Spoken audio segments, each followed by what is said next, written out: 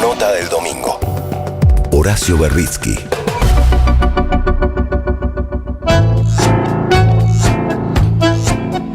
En tu nota central del cohete a la luna digital de hoy, Horacio, arrancás contando una escena en una reunión cumbre del Frente de Todos de hace muy poquitas horas, ¿no? No es la de muy poquitas horas, es otra previa.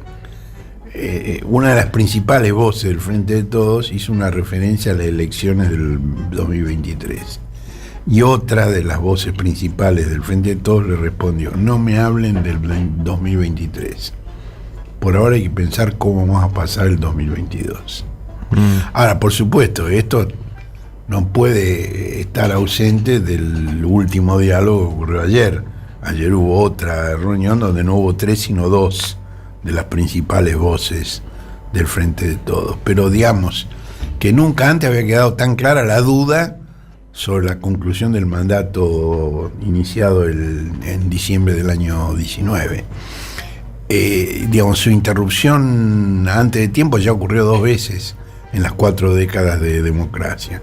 Y en ambos casos los eyectados fueron dirigentes UCRistas y sus renuncias anticipadas fueron precedidas por un fuerte endeudamiento, tanto en el caso de Alfonsín como de la Rúa, con bancos, organismos internacionales de crédito, endeudamiento contraído o por ellos o por sus gobiernos anteriores, por sus predecesores, y que en ambos casos no se usaron para financiar inversiones productivas en el país, sino para formar activos en el exterior. La diferencia principal es que el actual gobierno tiene como eje el peronismo, que con administraciones tan distintas como la de Menem y la de Cristina, resistió con éxito presiones similares. Pues no es que no las hubo, Menem las tuvo y Cristina las tuvo, pero las resistieron y ellos no se cayeron. Bueno, este clima de preocupación estuvo presente, por cierto, en el almuerzo de ayer en RPO. El Poder Ejecutivo reitera que se van a cumplir todas las metas pactadas con el Fondo Monetario y hasta dijo que quien quiera probar su fuerza la probará. Ahora, los primeros que saben que eso no es posible son quienes lo afirman. Ahí hay una grieta muy grave. Y todas las esperanzas estaban puestas en el encuentro que Alberto tenía que tener pasado mañana con Biden en la Casa Blanca, que se pospuso sin fecha porque Biden se contagió del virus. La ilusión, ¿cuál era? Que Biden iba a interceder para que el Fondo Monetario relajara sus exigencias. Esto no es fácil, por varias razones. Una es porque el gobierno argentino mantiene un discurso invariable de que el acuerdo es bueno y que el fondo no está exigiendo un ajuste. Si vos decís eso, ¿con qué cara vas a pedir que no se cumpla el acuerdo, que te lo relajen? Si es bueno y no te están exigiendo un ajuste, ¿qué más querés? Esto es, digamos, el punto o uno de los puntos de conflicto entre Cristina y Alberto. Digamos, ¿por qué? Que tenés que negociar con el fondo, claro que tenés que negociar con el fondo, pero no estés tirándote besos todo el tiempo con el que te va a azotar. Y no digas que es dulce, es bueno, es tierno, es cariñoso, es generoso. Te está cagando a patadas. Digamos, decí que no tenés otro remedio que negociar, pero no. Ahora, esto, por supuesto, digamos, fortalece la posición de las calificadoras de riesgo, de los bancos, de los fondos de inversión, de las publicaciones especializadas, que están pidiendo que el fondo endurezca la posición frente a la Argentina. Si la Argentina dice que el fondo es bueno, que el acuerdo es laxo, y bueno, del otro lado exigen que lo endurezca. Y esta posición dura la comparte el responsable del Fondo para Sudamérica, que es un banquero israelo-brasileño que se llama Ilan Goldfein. Y en cambio, relevaron en el fondo a la segunda de Goldfein, que era a cargo de la Argentina, y que, digamos, tenía una posición más amistosa, al punto que Mr. Magoo la llamaba la compañera Julie. Es la funcionaria Julie Cossack, y Magoo la llamaba la compañera Julie. Era irónico, pero... Ahora, tampoco es imposible que haya de parte de Estados Unidos algún tipo de mensaje al fondo para que apriete pero no ahorque. ¿Por qué? Porque en la crisis global que se está viviendo, digamos, la caída de un país medio como la Argentina puede iniciar un dominó imparable. Y entonces, bueno, la que va a viajar para reunirse con Kristalina Georgieva Batakis. es Silvina Batakis, que se va mañana, y va a tratar de... Ahora, el clima allí, digo, por ejemplo, el Banco Interamericano de Desarrollo tiene un presidente norteamericano, pero de origen cubano, que se llama Mauricio Claver Carone. El que nos está negando los 500 millones. Hay 500 millones de dólares que ya están acordados a la Argentina, pero que no lo desembolsa. Y Claver Carone dice abiertamente que es un país insolvente y por eso no lo va a poner. Digamos, ese es el clima, ¿no? Ahora, ahí yo veo, hay 4, digamos, cuestiones amenazantes en el horizonte inmediato. Uno es la corrida cambiaria, otro es la inflación, otro es el aumento que se viene de las tarifas de gas y electricidad, y otro es el riesgo de la masificación de la protesta social. Cosa que ya ha ocurrido en otros países de la región, incluso en los dos que tenían el sistema de partidos más consolidado y la economía neoliberal más exitosa, como Chile y Colombia.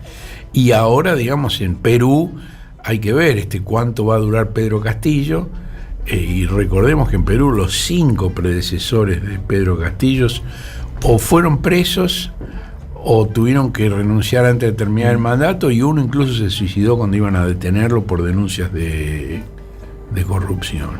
Y todas estas cosas, digamos, interactúan. Una tiene que ver con la otra, se retroalimentan, se realimentan. Es decir, la brecha cambiaria presiona por una devaluación. Ahora, la devaluación no es necesaria según el tipo de cambio multilateral. Digo, cuando se habla de cuál es el valor real correcto del dólar, es aquel que permite un comercio exterior superavitario, y la Argentina lo tiene, y lo tiene ampliamente. Ahora, lo que pasa es que el comercio internacional, tanto las importaciones como las exportaciones, se cursan por el llamado mercado único y libre de cambios, que es un título que ya parece irónico a esta altura. Pero sin embargo, muchos precios al consumidor, por parte de quienes tienen la capacidad para fijarlos, se ajustan por alguno de los varios paralelos, por ejemplo el CCL, el MEP o el PLD. ¿Qué es el PLD? Por las dudas.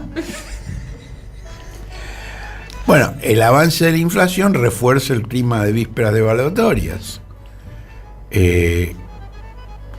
Y digamos, se va imponiendo la idea de que esto así no aguanta más. Es un clima, es una nube, así como tenemos esta neblina espantosa que te hincha la puerta de tu casa, tenemos también este clima que te hincha las pelotas todos los días. Hasta hay una campaña de, no sé si vieron, de afiches en la calle. Ahora no me acuerdo de qué es lo que están vendiendo, pero renuncio, dice. ¿Vieron los afiches en la calle? Son gente joven que está hablando de mejorar su vida, qué sé yo, pero renuncio, dice, renuncio. Es difícil clima. Creer que esto sea ingenuo, ¿no? En esta circunstancia. Sí, también hace unos días veía un medio que había armado como un contador que iba poniendo a cada segundo cómo subía el dólar, o sea, como si fuera una, digamos, como si este momento de la economía argentina fuera un momento espectacular para generar rating, ¿no? Bueno, y ahora, digamos, viene el tema del aumento de las tarifas. El tema del aumento de las tarifas ha sido una vieja discusión, ¿no? Si el subsidio a la energía o no el subsidio a la energía. Ahora, una cosa que uno ve es que en todo el mundo el tema de la guerra y el aumento de los precios de la energía está motivando cambios políticos, económicos y sociales. Pero aquí Aquí es como que no se registra, no se termina de registrar eso. Y cuando Alberto lo dice en los discursos, que él sí lo registra y lo dice muy a menudo, es como que, ¿de qué estás hablando, no? Si nosotros tenemos otros problemas. Pero por ejemplo, en Francia, el presidente Macron renacionalizó la empresa Electricité de France y anunció una reducción nocturna del alumbrado público. Alemania, que es el único país que discontinuó su sector nuclear por razones, digamos, de prevención de accidentes del tipo de Chernobyl y Fukushima, prevé una caída en la producción por falta de energía, por ejemplo, y el Fondo Monetario, que había pronosticado para Alemania un crecimiento del 2,1% este año, lo redujo a 1,2%, y del 2,7% que había pronosticado para el año próximo, lo redujo al 0,8%. Y la Comisión Europea propuso una reducción voluntaria del 15% en el consumo de gas desde el 1 de agosto al 31 de marzo, es decir, el otoño y el invierno, ¿no? En la Argentina, acá, en cambio, digamos, lo que vos escuchás de parte del gobierno es que hay que aguantar hasta septiembre, porque ahí disminuye la necesidad de importaciones de gas, pues además aumenta la temperatura, no va a ser frío, y el gobierno insiste que la economía sigue creciendo a velocidad de crucero. Y Alberto lo explicó el otro día ante los gobernadores en primera persona, en el singular. Dijo, le puse el pecho a una deuda de 100.000 millones de dólares. A ninguno de los problemas le escapé. Superé esa deuda. Tuve que discutir con el Fondo Monetario y superé los problemas que me generó. Todo eso lo tuve que hacer en medio de una pandemia. Bueno, me parece que con esto queda claro que la voz que en aquella reunión planteó la duda sobre llegar al 23 no fue la de Alberto. Ahora, el tema del subsidio a la energía está muy vinculado con el tema de los planes sociales. Muy. Por ejemplo, en junio del año 3, Labaña, que era el ministro de Economía, planteó que el Fondo Monetario escuchara a los representantes de la sociedad civil en Argentina, y no solo del Estado, no solo del gobierno. No, porque era una situación muy difícil y el gobierno estaba tratando de aliviar ese yugo. Y entonces se hizo una reunión donde Horst Keller, que era el director gerente del Fondo Monetario en ese momento, y Anup Singh, que era el encargado de la Argentina en ese momento, se reunieran con 10 representantes de la sociedad civil. Y yo fui uno de los invitados como presidente del CELS a esa reunión. Y ahí Anup Singh dijo que el plan Jefes y Jefas de Hogares, que se hizo con crédito de organismos internacionales, había sido una iniciativa suya, que él se lo transmitió a Duhalde. El senador Duhalde, durante unos, para los que para los más jóvenes, durante unos meses hubo un senador que se llama Eduardo Duhalde, que estuvo en forma interina a cargo del Poder Ejecutivo. Y Anup Singh asoció en forma explícita ese plan con las tarifas de la energía. Dijo, se trata, y esto es una cita textual, se trata de un sector crucial para el crecimiento. No podemos congelarlo y tratar a las empresas como el chico que se portó mal y lo dejamos encerrado en una pieza. Los pobres están protegidos por el plan Jefes y Jefas, con un ingreso que les permite pagar los servicios y no frenar el desenvolvimiento de las empresas. Yo personalmente le propuse ese programa al matrimonio Duhalde. Había espacio para aumentar las tarifas y al mismo tiempo proteger a los pobres. Queremos pensar en el futuro, en un marco regulatorio que dé seguridad a las empresas y les permita reestructurar sus deudas. Quiero que miren el futuro. Se puede proteger a los pobres y al mismo tiempo permitir que las empresas inviertan. No hay que politizar ese tema. Esto lo contó el 2003, pero había ocurrido el 2002. 20 años hace. Parece del presente, ¿no? Sí. Cambiarle jefes y jefas por ese salario universal, toda esta fantasía que está planteando profesor universitario de teoría del Estado, Juan Grabois, y en vez de Anup Singh pone Kristalina Georgieva, y bueno, estamos en la misma, ¿no? Y Horst Keller dijo en esa reunión que había hablado con uno de los prestadores del servicio de gas, que le dijo que no pueden invertir para dar más energía. Si la economía crece, los servicios van a colapsar porque no están invirtiendo. Si permitimos que una empresa no tenga ingresos, cortamos su propia expansión. Si las tarifas se congelan, las empresas no invierten y estaríamos subsidiando a los ricos. Bueno, en esa misma semana, y lo publiqué en el diario en el que trabajaba en esa época, Roberto Lavagna, el ministro de Economía, me dijo que la Argentina no iba a pedir fondos frescos del Fondo Monetario. Solo queremos reestructurar los vencimientos. Mirá la palabra que usó, reestructurar. No dijo refinanciar, como iba a ser 2 décadas después Mr. Magoo. Y el jefe de gabinete en ese momento era Alberto Fernández. Ahora, toda esta historia vieja, ¿para qué sirve? Para evaluar cuánto cambió realmente el Fondo Monetario desde entonces hasta Kristalina Georgieva. Bueno, el tema de la corrida. ¿Cómo se frena la corrida? Es decir, Silvina Batakis asumió hace 3 semanas, pero se diría que lleva 3 meses por lo menos y que está desgastada su gestión. Y yo tengo una muy buena opinión de Silvina Batakis, no es una crítica a su persona. Cometió algún error, debutar en la pantalla del grupo Clarín, prometiendo compromisos inconvenientes, me parece que no fue lo más lúcido. Y tampoco, el tema de los anuncios aislados, de medidas que además tardan en implementarse. Son parches discursivos que no frenan nada. Yo hablé con un exministro que conoce mucho estas cosas, porque le tocó, padecerlo en otra época, que me dijo, yo le pregunté, ¿y cómo se hace para frenar la corrida? ¿Cuál es el camino para frenar la corrida? Y lo fundamental es que te crean que no vas a devaluar. Claro. Si te creen que no vas a devaluar, se frena la corrida. Ahora, ¿cómo haces para que te crean que no vas a devaluar? El gobierno está haciendo todo lo contrario.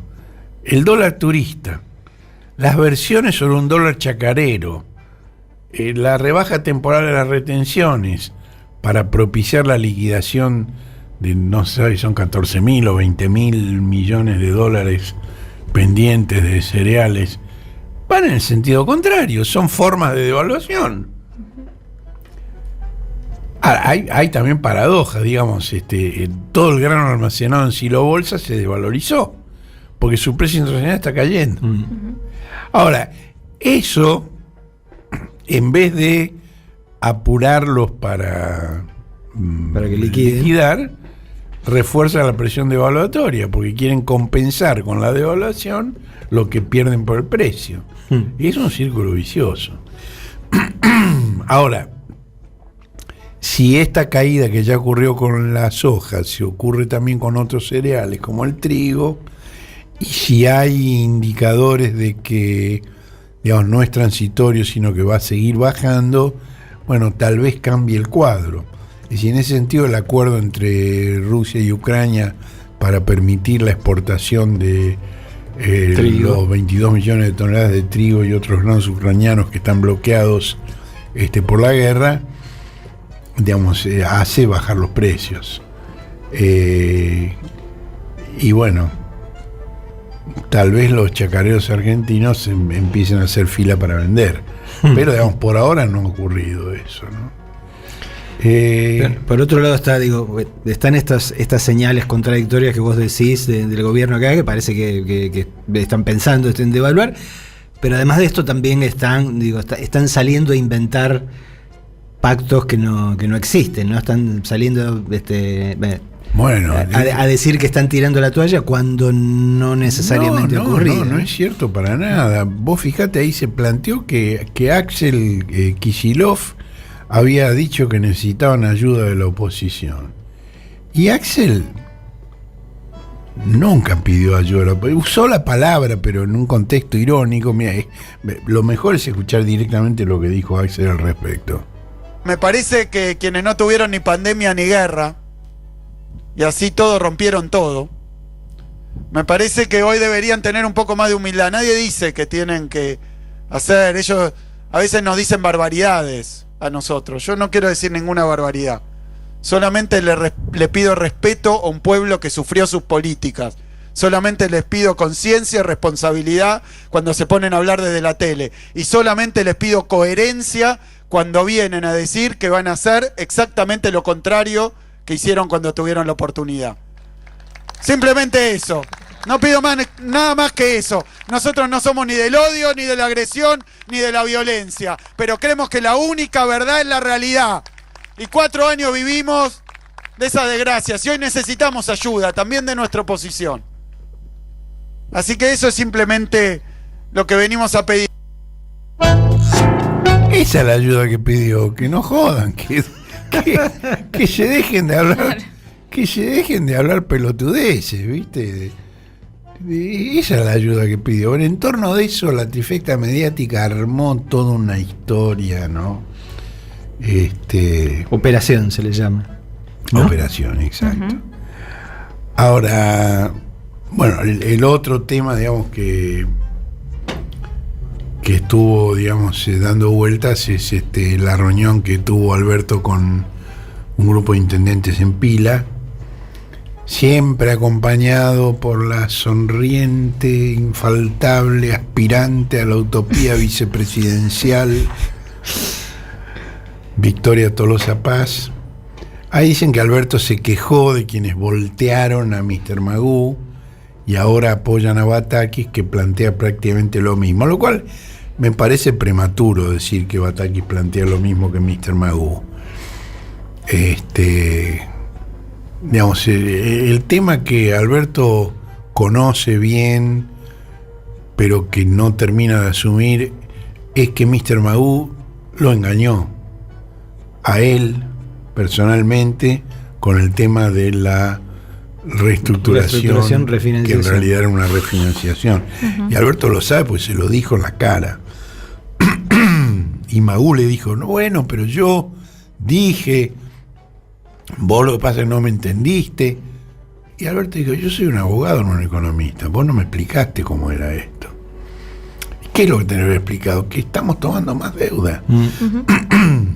Eso que Labaña me dijo en el año 3, de que no querían tomar más deuda con el fondo, es lo mismo que Alberto dijo después de ganar las PASO, cuando le dijo al fondo que no quería que le entregaran los 11.000 millones de dólares que faltaban. En cambio, Magoo sí los tomó, digamos, con la idea de fortalecer las reservas. El acuerdo con el fondo ha sido de incrementar la deuda, no de reducirla. Y esto que yo decía antes de los anuncios, de los parches, y que después no se cumple. Por ejemplo, en su primera conferencia de prensa, el 11 de julio, Batakis dijo que se iba a modificar la ley de administración financiera para establecer un sistema de cuenta única que le iba a permitir al Estado un ahorro anual de 600.000 millones de pesos. Bueno, esta semana, ya han pasado prácticamente 2 semanas entonces, yo consulté con la Secretaría Legal y Técnica de la Presidencia si el decreto ya estaba listo, y me dijeron que el expediente nunca había llegado al despacho de Vilma Ibarra, que la consulta debe formular la Economía, y una consulta, un pedido de contacto con Batakis no fue contestado. Entonces se anuncia una cosa y después no ocurre. Ahora, el problema principal no es Batakis, el problema es el contexto. Es decir, obligado por la renuncia de Mr. Magoo, entre paréntesis, yo quiero hacer una aclaración porque ha habido una serie de interpretaciones. ¿En serio? Sí, fantásticas. Magoo son los primeros fonemas de su nombre y apellido. De Martín y Gu de Guzmán. El presidente se limitó al reemplazo del desertor. Ahora, en la Casa Rosada y en la trifecta mediática, permanentemente se reclama que la vicepresidenta manifieste un apoyo explícito a Batakis porque dicen que con su silencio no basta. Bueno, esto en primer lugar implica un menosprecio a la contribución de Cristina a una mayor tranquilidad, pero además es otra forma de no asumir la responsabilidad por las decisiones que adoptó el Poder Ejecutivo sin atender a las sugerencias de Cristina.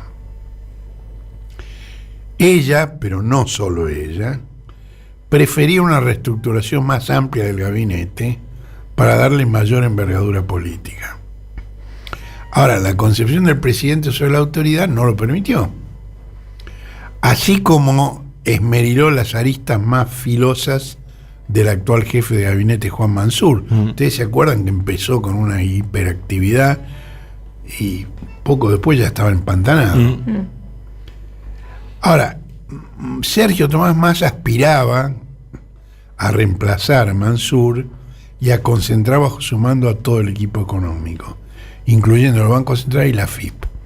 Pero Alberto prefirió entregarle el Ministerio de Producción a Daniel Scioli. Esto para Massa es un problema político, pero también doméstico. Personal. Cristina tampoco se entusiasmó con la excesiva concentración de poder en torno de Massa. En el año 15, en la campaña electoral del año 15, Massa a los gritos prometió que le iba a meter presa a ella y a Máximo. Ahora, la incorporación de Massa al gabinete sigue siendo una posibilidad, sigue abierta, pero no en reemplazo de Mansur, no como jefe de gabinete, sino como un superministro de Economía. Ahora, esto incluiría la fusión de Economía con los ministerios de Producción, de Transporte y de Turismo, lo cual de paso daría una señal desburocratizadora.